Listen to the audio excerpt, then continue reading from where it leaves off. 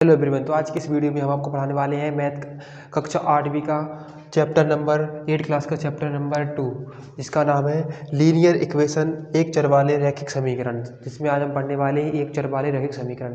तो सबसे पहले हम जान लेते हैं रैखिक समीकरण होते क्या है। एक चर वाले रैखिक समीकरण, सबसे पहले हम जानते हैं चर क्या होती है।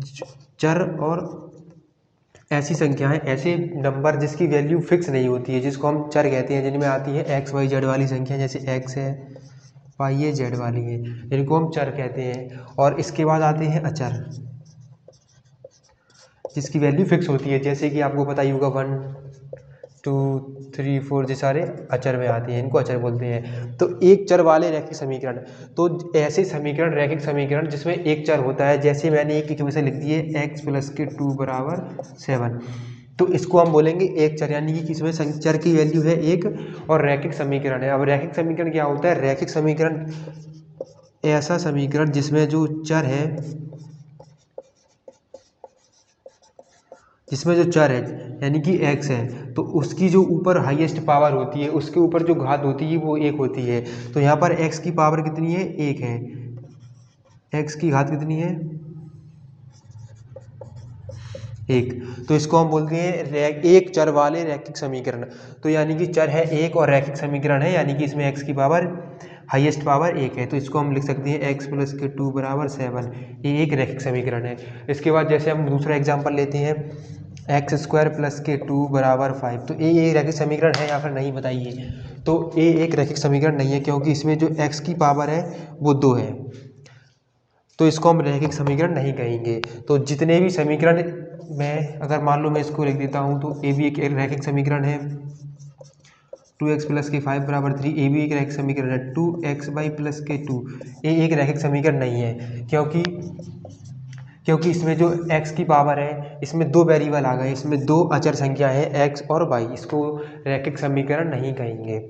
तो चलो हम इसमें से, ये आपका हो गया। हम शुरू करते हैं चैप्टर के कुछ क्वेश्चन। देखिए गाइस, तो 2.1 का जो पहले क्वेश्चन है, पहले वाले फर्स्ट वाले के दो क्वेश्चन है, फर्स्ट और सेकंड।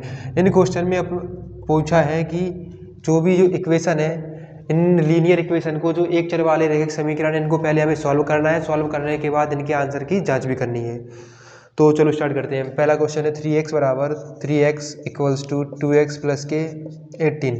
तो इसमें सबसे पहले हम इसको सॉल्व करेंगे। 3x यहाँ है, 2x + के बराबर के जब इस तरफ आएंगे तो माइनस के हो जाएंगे, इसके बाद 18 है। 3x में से 2x को माइनस करेंगे तो x आ जाएगा यहाँ पर, x के बाद 18, तो x की वैल्यू आ गई है 18। अब x की वैल्यू को हम रखेंगे इस इक्वेशन में चेक करने के लिए, तो हम यहाँ लिखेंगे जांच। तो चेक करने के लिए हम इस इक्वेशन को लिख लेते हैं 2x + के 18। चलो इसके बाद x की वैल्यू 18 है, तो 3 × 18 = 2 × 18 + के 18, ये लिख दिया। इसको लिखने के बाद अब हम इसमें 18 का मल्टीप्लाई करेंगे तो 54 आएंगे, इसका भी हम मल्टीप्लाई करेंगे 36 + के 18, तो 54 = 54। तो इस जो लेफ्ट हैंड साइड वाले को हम बोलेंगे LHS, तो यानी कि LHS = RHS। अगर LHS और RHS प्रूफ हो जाता है तो हमारा क्वेश्चन का जो पहला क्वेश्चन है वो सही सॉल्व हो गया है। इसी के साथ दूसरा क्वेश्चन हम शुरू करते हैं। दूसरे क्वेश्चन में है 5t - के 3 = 3t - के 5। तो इसमें भी सेम हमें ऐसा ही करना है कि 5t जो लिखे हैं इनको ऐसा ही लिखे रहने दो, 3t प्लस के हैं बराबर के जहाँ तरफ लेकर आएंगे, इस तरफ लेकर आएंगे तो माइनस के हो जाएंगे, = के 5। जो माइनस के 3 है ना, वो उस साइड जाएंगे तो -के 3 + के 3 हो जाएंगे। अब 5t में से 3t माइनस करेंगे, आ जाएंगे 2t। 5 में से 3 जाएंगे, -के 2 बचेंगे, तो t बराबर -के 2/2, 2 से 2 डिवाइड चले जाएगा, t की वैल्यू -के 1।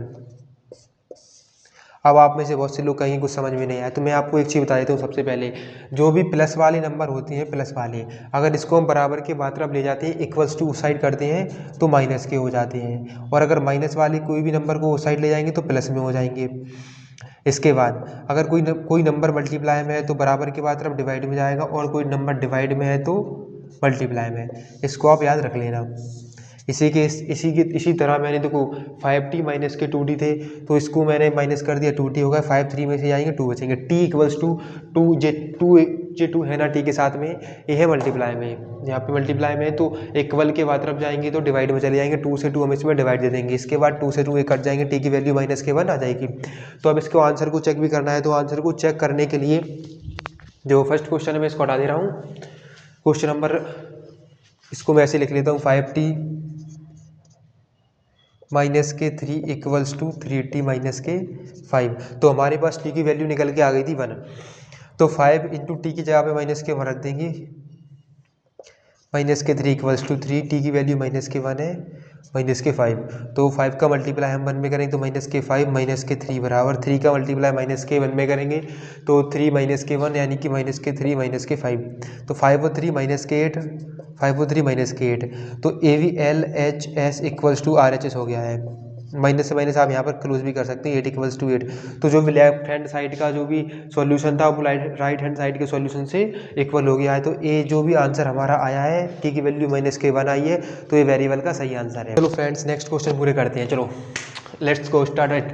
तो पहला क्वेश्चन नंबर 3 है 5x प्लस के 9, इसको मैं यहाँ लिख लेता हूँ, क्वेश्चन नंबर 3 5x प्लस के 9 बराबर 5 प्लस के 3x, तो इसको भी हमें सबसे पहले सॉल्व करना है, सॉल्व करने के बाद इसके आंसर को भी चेक करना है।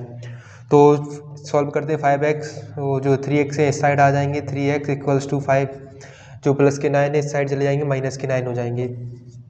अब इसके बाद 5x में 3x जाएंगे, बचेंगे 2x, माइनस के 9 करते हैं तो इसका आंसर आ जाएगा माइनस के 4, तो x इक्वल्स टू माइनस के 4/2, 2 से इसमें डिवाइड देंगे तो x की वैल्यू माइनस के 2 आ जाएगी।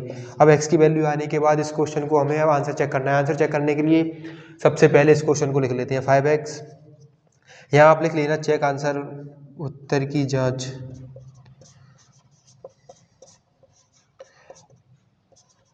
अब इसके बाद हम इस इक्वेशन को लिख लेते हैं 5x प्लस के 9 इक्वल्स टू 5 प्लस के 3x, x की वैल्यू हमारे पास है माइनस के 2, तो इस इक्वेशन में x की वैल्यू माइनस के 2 है, तो यहाँ पर रखते हैं 5 माइनस के 2 प्लस के 9 इक्वल्स टू 5 प्लस के 3x, तो x के जगह पे माइनस के 2 आ जाएंगे।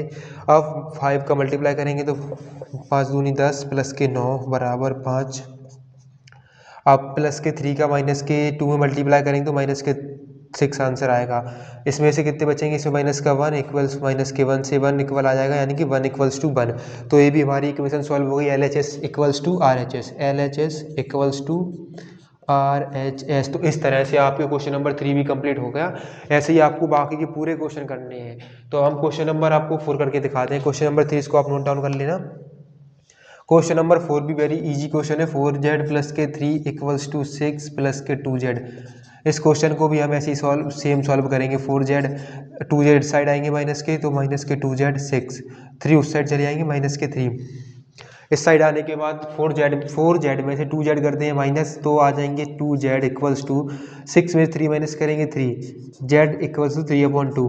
जैसे मैंने आपको पहले बताया था कि जो भी नंबर यहाँ पर अगर वेरिएबल के साथ में जो चर संख्या के साथ में है वो इक्वल टू जाएगा तो डिवाइड में जाएगा, मल्टीप्लाई वाली संख्या डिवाइड में जाएगी और डिवाइड वाली संख्या मल्टीप्लाई में, तो इसको याद रखना। तो z की वैल्यू हमारे पास आ गई है 3/2। अब इस आंसर को चेक करने के लिए हम वापस से इसी इक्वेशन को लिख लेते हैं, 4 प्लस के, इसी इक्वेशन को लिखने के बाद अब जो भी z की वैल्यू हमारे पास निकल के आ गई है उस z की वैल्यू को हम इसमें पुट करते हैं। तो z की वैल्यू है 3/2 प्लस के 3 बराबर 6 प्लस के 2, z की वैल्यू है 3/2। इस ब्रैकेट का मतलब मल्टीप्लाई होता है, आप चाहे तो ब्रैकेट हटा भी सकते हैं, नहीं तो ब्रैकेट में इनको लिख सकते हैं ऐसे। 2 से इसमें डिवाइड देंगे तो 2 इंटू 3 प्लस के 3 इक्वल्स टू 6, 2 से 2 इसमें डिवाइड देंगे तो 3, 3 2 6 प्लस के 3, यहाँ भी 6 3 9 हो जाएंगे, तो 9 इक्वल्स टू 9, यानी कि LHS इक्वल्स टू RHS। तो ये भी हमारा प्रूफ हो गया। तो इसी तरह से आपको बाकी क्वेश्चन भी कर लेने, मैं आपको जल्दी जल्दी पूरे क्वेश्चन करके दिखा देता हूँ। तो क्वेश्चन नंबर 3 और 4 हो गया, इसको आप नोट डाउन कर लेना, नहीं तो मैं आपको इसका सॉल्यूशन भी दे दूंगा। अब क्वेश्चन नंबर हम बात करते हैं क्वेश्चन नंबर 5 6 की। तो क्वेश्चन नंबर 5 बिल्कुल 4 जैसा ही इजी है, तो इसको आप घर से कर लेना क्वेश्चन नंबर 5 को, इस वाले क्वेश्चन को। इसके बाद मैं आपको क्वेश्चन बता रहा हूँ 8z प्लस के 4, ए वाला क्वेश्चन मैं करके आपको दिखा रहा हूँ। क्वेश्चन नंबर 5 आप घर से कर लेना, ये आपके लिए है। तो 8z प्लस के 4 बराबर 3 एक्स माइनस के 1 प्लस के 7। तो इसको सॉल्व करने के लिए सबसे पहले हम इसको 8x ऐसे ही लिख लेंगे प्लस के 4 इक्वल्स टू 3 का मल्टीप्लाई करेंगे, 3 का गुणा करेंगे x में तो हो जाएंगे 3x। अब 3 का गुणा करेंगे माइनस के 1 तो माइनस के 3 प्लस के 7 8x जो प्लस के 3 है इस साइड आएंगे तो माइनस के 3x इक्वल्स टू 7 माइनस के 3 हो जाएंगे प्लस के 4। इतना करने के बाद जो प्लस के 4 जो वाले हमारे पास प्लस के 4 है इसको हम इक्वल्स टू ले जाएंगे तो माइनस के 4 आएंगे तो 8x में से 3x माइनस करेंगे, यहाँ पे आ जाएंगे 5x इक्वल्स टू 0। अब x इक्वल्स टू 0/5 ये डिवाइड में चले गए तो x की वैल्यू आ जाएगी 0। किसी भी 0 में अगर किसी भी नंबर से हम मल्टीप्लाई करें या डिवाइड करेंगे तो उसका आंसर तो 0 आना है, तो 0 हो गया। अब 0 आने के बाद इसको हम इक्वेशन में रखकर चेक करते हैं कि आंसर जो सही है या फिर गलत आ रहा है। तो चलो चेक जांच करने के लिए इस इक्वेशन को हम वापस से लिख लेते हैं प्लस के 4 बराबर 3x माइनस के 1 प्लस के 7। अब x की वैल्यू कितनी है 0 है तो 8 इंटू 0 प्लस के 4 बराबर 3 0 माइनस के 1 प्लस के 7।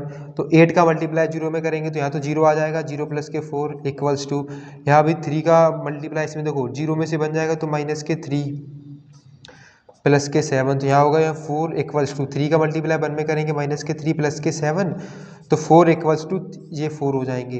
तो यहाँ भी LHS था जो हमारा LHS इक्वल्स टू RHS। तो ये क्वेश्चन भी हमारा पूरा प्रूफ हो गया। तो ऐसे ही आपको बाकी पूरे क्वेश्चन कर लेने हैं। क्वेश्चन नंबर 7 भी ऐसा ही है। क्वेश्चन नंबर 6 के बाद हम क्वेश्चन नंबर आपको 7 करके बता दें। इस क्वेश्चन को मैं हटा दे रहा हूँ। अब क्वेश्चन नंबर 7 में थोड़ा सा इसमें अलग क्वेश्चन है, वैसे हल्का क्वेश्चन है, सारे आप कर लोगे बड़ी इजी तरीके से। x प्लस के 10। अब देखते हैं इस क्वेश्चन को सॉल्व करने के लिए। सबसे पहले कोई भी नंबर आपको पता है कि मल्टीप्लाई वाला नंबर डिवाइड के उस साइड डिवाइड में जाएगा और डिवाइड वाला मल्टीप्लाई में। तो ये 4/5 डिवाइड में है, यानी कि 5 डिवाइड में तो इक्वल के यहाँ आएंगे तो ये मल्टीप्लाई में आएंगे। इसका मल्टीप्लाई हो जाएगा 5x में। 5x equals to 4x plus के 10। इसके बाद 5x 4 का मल्टीप्लाई x में करेंगे 4x प्लस के 4 का 10 में करेंगे 40। अब 5x ये है 4x तो 4x इस साइड लेकर आएंगे तो 5x प्लस के है तो 4x माइनस के हो जाएंगे इक्वल्स टू 40। तो x की वैल्यू हमारे पास आ जाएगी 40। अब इसके बाद हमें इसको चेक करना है। तो आंसर चेक करने के लिए इस इक्वेशन को हम वापस यहीं पर लिख लेते हैं। x equals to 4/5 x plus के 10। यहाँ पर आप लिख लेना जाँच। अब x की वैल्यू हमारे पास 40 है तो हम x की जगह पर यहाँ पर 40 लिख देंगे प्लस 4/5 x की वैल्यू 40 प्लस के 10। तो बहुत ईजी है। 4t इक्वल्स टू 4/5 इनका सम करेंगे ये हो जाएंगे 450। 5 से इसमें डिवाइड देंगे तो 40 इक्वल्स टू 4 इंटू 10। तो ये हो गए थे 40 इक्वल्स टू 4 का मल्टीप्लाई 10 में करेंगे तो 4 का मल्टीप्लाई 10 में करने के बाद 40। ये क्वेश्चन भी हमारा LHS था जो इक्वल्स टू RHS, यानी कि जो भी हमारा उत्तर निकल कर आया है ये आंसर हमारा x की वैल्यू 40 सही है। तो इसी के साथ इस क्वेश्चन को भी आप नोट कर लेना। मैं आपको 2 मिनट का टाइम दे रहा हूँ, लिख लीजिए आप इसको। तो चलो अब नेक्स्ट क्वेश्चन पर चलते हैं। Question number 8। तो क्वेश्चन नंबर 8 भी सेम ऐसे ही आपको करना है, बस इसमें थोड़ी सी जो वेरिएबल है थोड़े से चेंज है। क्वेश्चन नंबर 8 को देखते हैं। तो 2x/3 प्लस के 1 इक्वल्स टू 7x/15 प्लस के 3। इस क्वेश्चन में भी सेम हमें थोड़ा सा अलग है। इसमें आपको क्या करना होगा, सबसे पहले इस क्वेश्चन में जो x वाले नंबर है उनको हम एक साइड लिख लेंगे, बिना x वाली संख्या दूसरे साइड पहुंचा देंगे। कोई भी अलजेब्रिक एक्सप्रेशन का जो रैखिक समीकरण वाले क्वेश्चन होते हैं उनको सॉल्व करने की सिंपल ट्रिक होती है कि जो x वाले नंबर है उनको एक साइड लिख लें, ये 7x इस साइड आएंगे, प्लस के हैं तो माइनस के हो जाएंगे इक्वल्स टू 3। प्लस के 1 है उस साइड जाएंगे, माइनस के 1 हो जाएंगे। इन 3 और 15 का एलसीएम आएगा 15, तो 15 और 3 इनका एलसीएम 15 हो गया। अब 3 से हम डिवाइड देंगे, 15 में कितनी बार जाएगा, 3 चीज़ों को बार 3 5 15 5 बार, 2 पर 5 से हम मल्टीप्लाई कर देंगे 5 इंटू 2x। सेम ऐसे 15 का डिवाइड देंगे, इसमें कितनी बार जाएगा, एक बार, तो 1 into 7x equals to 3 minus के 1 तो 2 आ जाएगा। अब 5 2 जा 10x माइनस के 7x/15 इक्वल्स टू 2। 10x में से 7 जाएंगे तो कितने बचेंगे, 3x इक्वल्स टू 2 इंटू 15।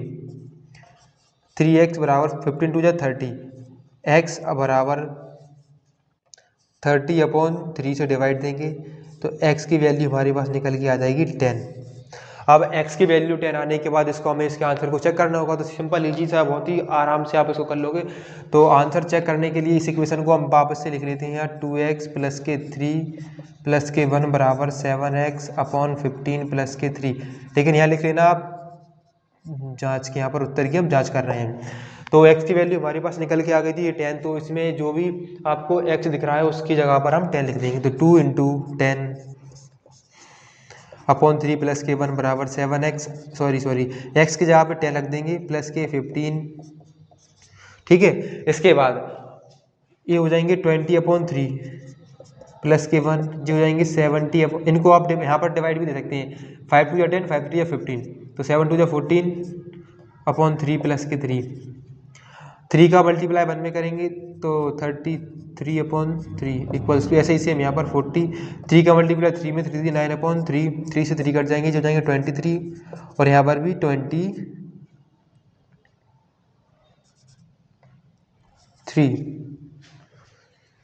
तो आंसर हमारा आ गया 23 इक्वल्स टू 23, यानी कि LHS प्रूव्स टू RHS। तो इस तरह से आप आके ये पूरे क्वेश्चन कर सकते हैं। क्वेश्चन नंबर 8 भी हमारा सॉल्व हो गया। अब 2 क्वेश्चन और रह गए, क्वेश्चन नंबर 9 और क्वेश्चन नंबर 10। वैसे तो वे दोनों क्वेश्चन बहुत ईजी हैं, लेकिन इनको भी मैं आपको करके दिखा दे रहा हूँ, इनको आप नोट कर लेना थोड़ा सा। क्वेश्चन नंबर, अब हम आते हैं क्वेश्चन नंबर 9 पर। क्वेश्चन नंबर 9 को सॉल्व करना भी ऐसी सेम इसी तरीके से आपको क्वेश्चन नंबर 9 को सॉल्व करना है। 2y प्लस के 5 अपॉन 3 26 अपॉन 3 माइनस के वाई। तो इसको हमने ऐसे लिख लिया है,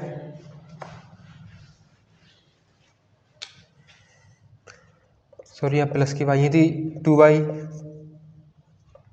माइनस के वाई यहाँ पर। तो माइनस के वाई इस साइड आएंगे तो हो जाएंगे प्लस के वाई।